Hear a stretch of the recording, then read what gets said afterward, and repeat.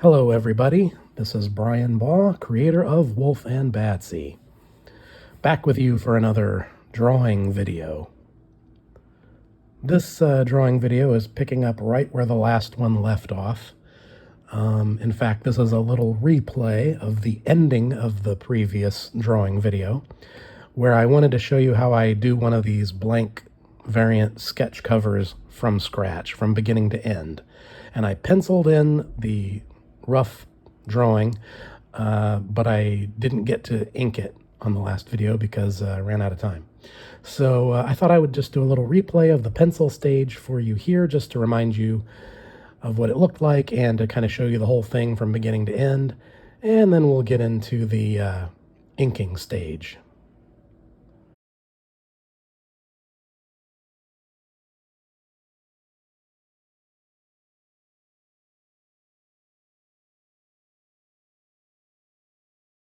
Okay, here we go into the inks with the ink brush.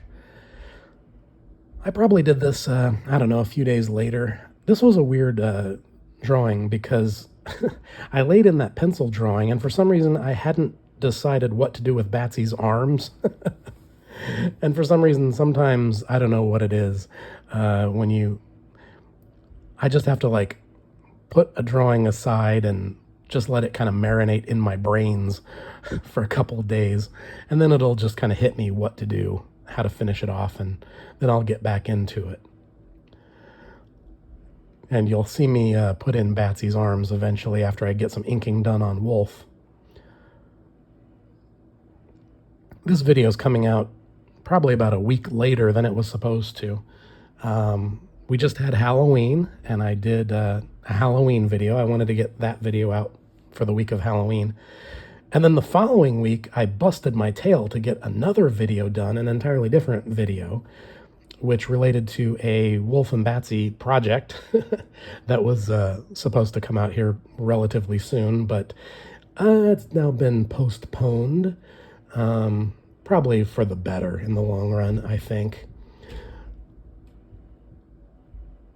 So getting this drawing video out probably a week later than I should have, but if only I could see the future and plan better for unforeseen events. But that's all right. We're still having fun. And here I go in with the inks doing the werewolf fur. Let me tell you, werewolf fur is very fun to draw with ink, with a brush. Because the brush just gives you all those kind of little crazy, fluid, organic lines that just, bring things to life, I love using the brush for things like fur. I love using the brush for hair, like Batsy's long hair. The brush is ideal for things like long, tall, creepy witch grass, if you're drawing a haunted house scene, or water. Anything fluid, anything organic like that. The brush is just perfect, ideal weapon of choice for things like that. So, in between releasing my previous drawing video and this one, I did something a little unusual. I didn't really have a specific topic to discuss on this video, or at least I didn't have one planned. So I put out a questionnaire on social media, just saying, hey, I don't have a topic to talk about, so ask me anything, and I will answer your questions on my next drawing video. And I must have posted that for a week, and I got a grand total of 3 questions, 2 of them from the same person. So that went over like a lead balloon, but anyway, no problem, I can answer them. So let's go through those. Doc Strange on Twitter, nice guy. I recently did a podcast with him. We did a movie discussion podcast talking about the 1960 Mario Bava, Barbara Steele gothic horror Italian masterpiece film, Black Sunday. Yes, we discussed it on Doc Strange's podcast, Magazines and Monsters, episode 77. So if you want to hear me talk like a know-it-all about Mario Bava and Barbara Steele and Black Sunday, check it out. Anyway, Good old Doc Strange asked me a question. He says, how about some of your favorite horror comics, artists, and writers? Oh boy, that's like opening the floodgates for me. I'll take those one at a time. Let's see. Favorite horror comics? Well, obviously the EC horror comics from the 1950s, Tales from the Crypt, Vault of Horror, and Haunt of Fear. Oh, my other big favorite horror comics were the other pre-code horror comics of the 1950s, the ones that were sort of jumping on the bandwagon that EC Comics started. But my favorites of those after EC were the Harvey horror comics. There were four main Harvey horror titles: Witch's Tales, Black Cat Mystery, Chamber of Chills, and Tomb of Terror. That was the other one. Those are great. Also, there's another pre-code horror comic series from the early 50s called The Beyond, which is fantastic. I mean, the EC horror comics, they are great, great stories, great artists. William M. Gaines and Al Feldstein were the writers on most of those. Some of them were adapted from Ray Bradbury's stories. The artists were Graham Ingalls, Jack Davis. You know, those guys are my favorites. But some of those other pre-code horror titles, like the Harvey books and the four I named and the Beyond, some of those other ones, the stories are fantastic, but not because they are very coherent or have some great moral or whatever, but just because they are so weird. Some of them don't even make sense. They make you wonder what was wrong with the people who wrote them.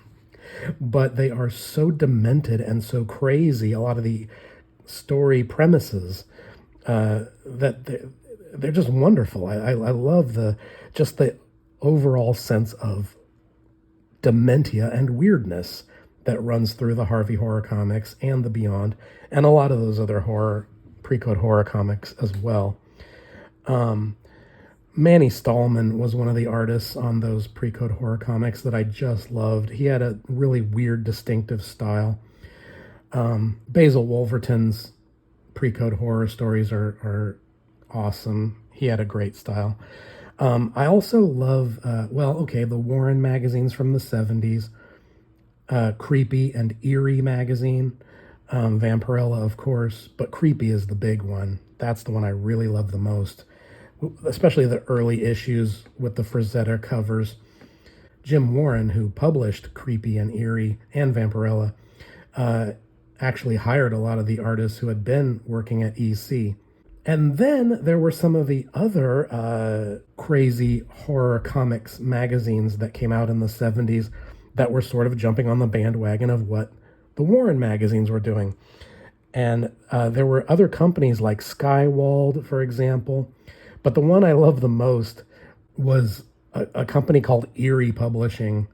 And they put out a whole series of magazines. They're collectively known by fans as the Eerie Pubs. The Eerie Publishing magazines. A lot of them just reprinted stories from the pre-code horror comic days and just added more blood and guts to them. But again, in those magazines, you have just an overriding sense of just insanity and dementia, where you feel like you're reading the work of mad geniuses. Like, what was wrong with the lunatics that made these magazines? They're so over the top insane and horrifying. And of course, they are famous for their cover images. The covers on a lot of those Eerie Publishing magazines were just the most extreme, over-the-top cacophonies of monsters and blood-drenched violence, to the point where it's just hysterical when you look at them. They're absolutely a nightmare come true. I love those magazines so much. And I have a huge stack of them. I've collected a ton of them. I love the original Swamp Thing comic book series by Len Wein and Bernie Wrightson. Werewolf by Night, the Marvel comic book series. Tomb of Dracula, the Written by Marv Wolfman, illustrated by Gene Colan, another favorite. I'm trying to think what else. Okay, well, how about the horror comics that came out like when I was a teenager during the late 1980s small press explosion when lots of little indie publishers popped up and started doing different comics. There were a lot of great horror comics then. There were, there's Twisted Tales, which is a great series, which, they got Bruce Jones to write a lot of the stories, and Bernie Wrightson did some of the artwork, and John Bolton, I believe, was in there. Let's see, the Caliber Press comics. I'm a huge fan of those from the 80s. They're the people that put out The Crow for the first time before anybody even knew what The Crow was. Dead World, illustrated by Vince Locke.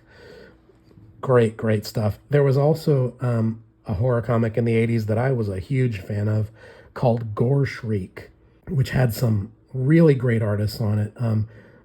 Bruce Spalding Fuller drew the covers on, I think, the first 3 issues, and his art is just amazing, loaded with detail, and all done for the sake of horror and gruesomeness. There was an artist named The Gurch who worked on Gore Shriek, and I was reading those comics with The Gurch's artwork in them when I was a teenager, and I'm pleased to say that as an adult, in the age of the internet, I have met the Gurch and formed a little online friendship with the guy, and he loves my artwork and I love his, and it's pretty cool because I just always tell him, like, man, if you compliment my artwork, dude, that's nothing. I was in awe of your artwork when I was 15 or 16 years old back in the 80s reading Gore Shriek. So the Gurch is awesome. Oh, you know what? Greg Capullo, who is now famous for doing superhero stories, actually had 2 stories in Gore Shriek. He did a story called Mallrats. This is long, long, long before the Kevin Smith movie Mallrats. Had nothing to do with that. It was actually about a bunch of teenage kids that hung out at a mall and turned into rat monsters. Great story, and Greg Capullo's artwork on it was awesome. And he also did a story about a little girl who has a nightmare where she wakes up in a barn and she's being chased by some kind of horrible monster that looks like a lich or a troll out of the 1970s Dungeons and Dragons Monster Manual book. So yeah, I have many fond memories of those 80s horror comics. They were very violent, very gory. There was a lot of good 80s horror comics. There was another one called Death Rattle that I really liked. I didn't get very many issues of Death Rattle, but I had a couple of them. And there was a great series that came out too that was called Tales Too Terrible to Tell. And it was actually not really a comic book so much as it was an encyclopedia or text manual all about the pre-code horror comics. And that's where I first found out about the pre-code horror comics, and really learned about them. And thankfully at that time, they hadn't quite become popular because they hadn't been reprinted in all the hardcover editions that are out now that you can get. So you could still find a lot of those pre-code horror comics and the Eerie Pubs and the Warren magazines at comic book conventions for very reasonable prices. And so I actually got very lucky and collected a lot of pre-code horror comics and got a lot of those before a lot of the newer reprint volumes came out. And all of a sudden the prices on those things just skyrocketed, and now you can't find those at conventions ever. I mean, they've just seemed to have vanished from the marketplace. You'll find them on eBay for ridiculous, outrageous prices, but I was fortunate enough to jump on that and get them when the getting was good. So there you go. I've just rattled off the names of a lot of favorite horror comics and favorite horror artists. And I guarantee you there's probably like a list of at least 5 or 6 other ones I probably should have named, and I'm going to kick myself after I make this video. Like, why didn't I think of this one? Why didn't I think of that one? But anyway, if I was going to name my favorite horror artists, I have to say Graham Ingalls from EC Comics. I think he was the greatest horror comic book artist who ever lived.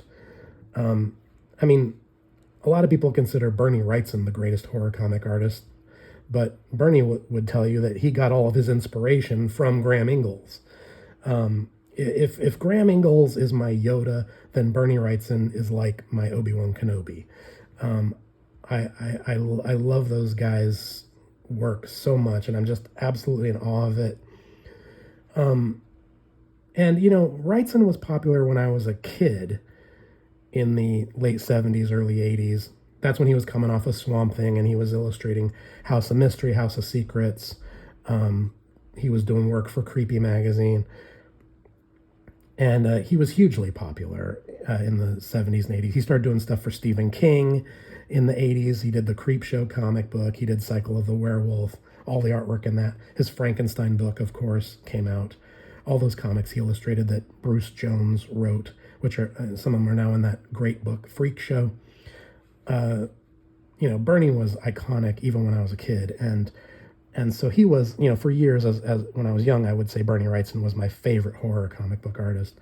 But later on, when I found the EC reprints, and in the 80s, okay, so I first found out about EC horror comics from reading Stephen King books, actually, because in his novels, Stephen King talked very lovingly about the EC comics, and he even mentioned Graham Ingalls by name in one of his short stories in Night Shift.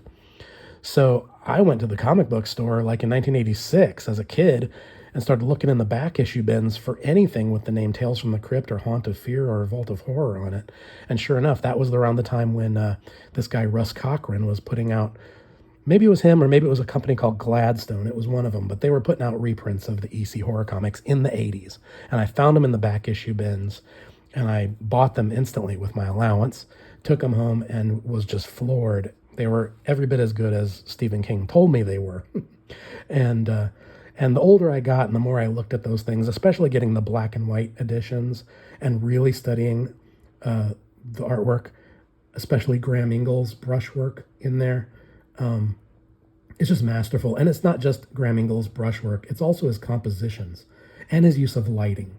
When you look at a frame in a Graham Ingalls comic, he's doing the kind of stuff that great film directors do, where he is using foreground objects to make the frame more interesting, or he's putting creepy tree branches around the things to sort of frame the image. He thinks like that. He'll use cool camera angles, and he'll have a light source that doesn't make any sense how it could possibly be coming from there, but it results in great shadows and makes the image so powerful. So every time I look at Graham Ingalls stuff, I feel like I'm getting an art education, and he's the master. I love his work so much. And of course, Jack Davis is great, but I don't really cite Jack Davis as an influence as much because Jack Davis is so stylized. It's like, if you try to draw like Jack Davis, you're just going to end up copying Jack Davis. And so he's incredibly inspiring just to look at his stuff and how fun it is and how good he is at drawing creepy, gross stuff. And there's definitely Jack Davis influence in my artwork, but I try really hard not to copy his style, because I don't want to imitate him, but I do get inspired by him. So that's a very long answer to a very short question. Let's get to the other questions that I received on this video. These both come from Van Jarvinen. I believe he also sent me these questions on Twitter. His first question is, I've always loved the painted cover Joe Chiodo did for your Chanting Monk one-shot. He's referring to the very first 2005 Wulf and Batsy one-shot comic book that was released by Chanting Monks Press, which did have a cover painting by Joe Chiodo. And Van asks, I was wondering, since you are a traditional brush artist yourself, if you have ever tried doing a painting of Wulf and Batsy. Answer to that question is yes, but it was a long time ago, way back when I first created Wulf and Batsy, and I hadn't quite settled on the way they should look or the style I wanted to draw them in, and so the painting was not quite accurate, and I think it would be obsolete today. So it's buried in some storage bin somewhere, but yeah, I did attempt that once. I mean, I think I even made Batsy's skin green because that's how early it was in the development of the characters, and I hadn't quite figured out what I wanted them to look like. But shortly after that, that's when Photoshop came out. And once I got into Photoshop, I was just hooked on that. And I realized here is a method to color artwork digitally that can reproduce that really cool old-fashioned comic book coloring look with flat colors, like in the old comic books. So that became the way to do my colors on my Wulf and Batsy comic book full color images. Van Jarvinen asks another question here. He says, "Hi, Brian. How do you like Sideshow's new comic book style Frankenstein monster premium statue? I hope down the road we see a beautifully sculpted Wulf and Batsy statue. I would buy that in a heartbeat." Well, that's a great question.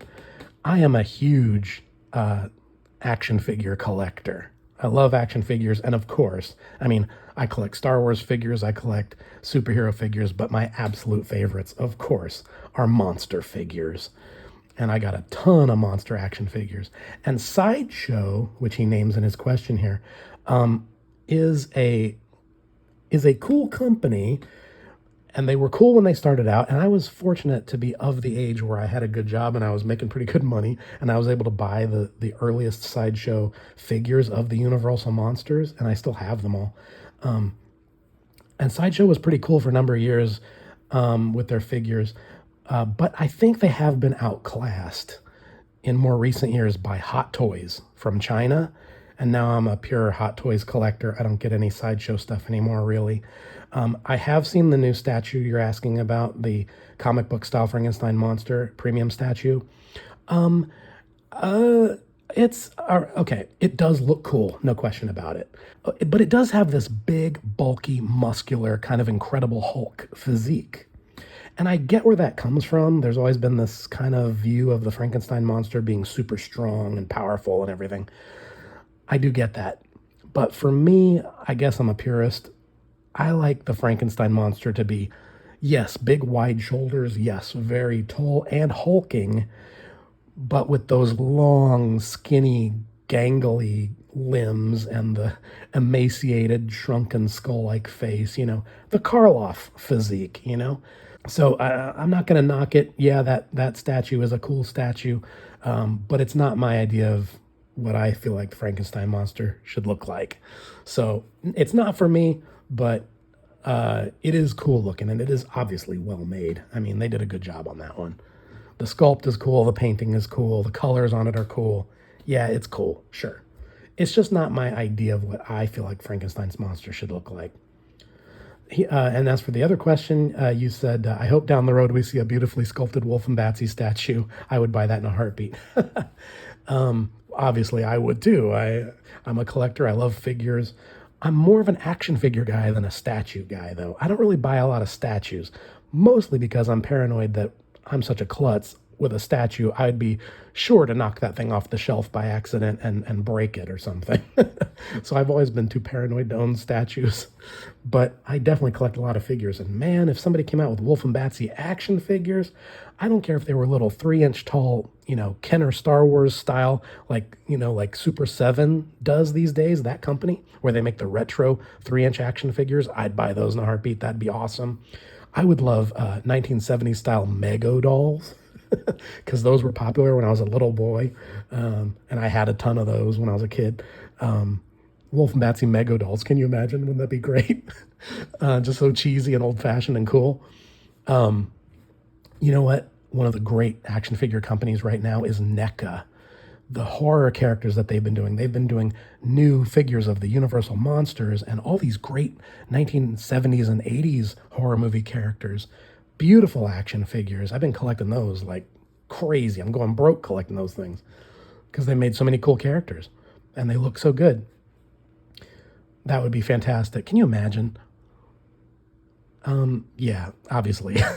I would love to have action figures of Wulf and Batsy. But, that's one of those pie in the sky dreams that you don't even dare to think about because obviously we're talking indie comics here. What they used to call underground comics when I was a kid. And they're called underground for a reason, because they are underground. Nobody knows about them. They are small time, but that's okay. The people who care know about them. So there's my very long-winded answers to the 3 questions I received. Come on, guys. You got to give me more ammunition here. Give me more stuff to talk about so these drawing videos aren't boring. If you have any questions, feel free to drop them in the comments section under this video, and I will answer them on the next one. Unless I have some super amazing, awesome topic worth discussing, and then I'll ignore your questions and talk about that instead.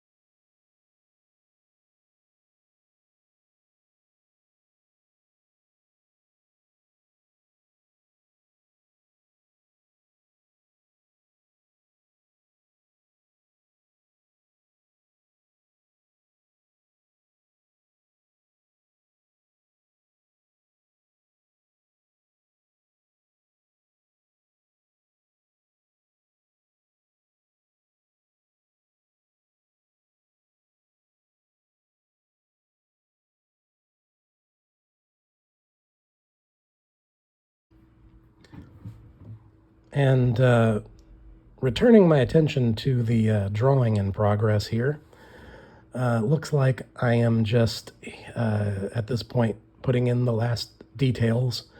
The lines on Batsy's dress, the shadow on Wulf's tongue, the shadows around his face. Just all those last little touches that just, finish her off. Not too bad, I guess. I grabbed the brush again. I guess I decided at the very end that his hand needed a few more shadows underneath. Yeah, good idea, Brian. It does stand out a little better now. All right, good job.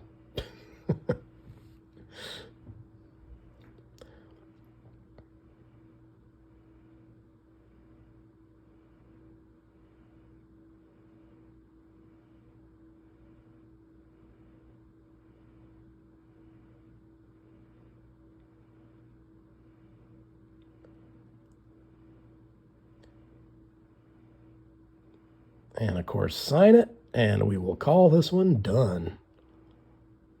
As soon as I fix Wulf's ear with the whiteout. Make it look like it's in front of that logo. There you go. All right, cool.